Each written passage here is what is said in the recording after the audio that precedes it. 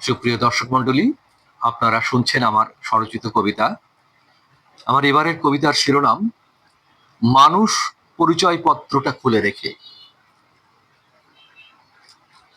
শেয়াল, শকুন আর একচোখা একরোখা দানবীয় জনপদে বিবেক মৃতদের মড়ক হেড়িকে ঠেলে মানুষ খুঁজে ফেরে তৃষিত দুটি চোখ, যিনি এসে বলবেন সাম্য শান্তি আর সত্য ন্যায়ের কথা।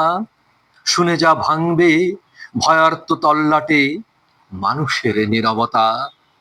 শোনাবেন প্রেমময় অহিংস বাণীমালা, আত্মত্যাগের যত কালজয়ী সঙ্গীত, ছন্দে সুরে যার ঝঙ্কৃত মানবতা।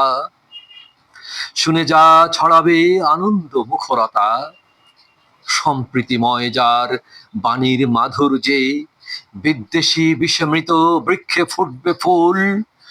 সুরভি সুধায় যার ভাঙবে কালের ভুল, মমতার বন্ধনে সবই হবে আকুল।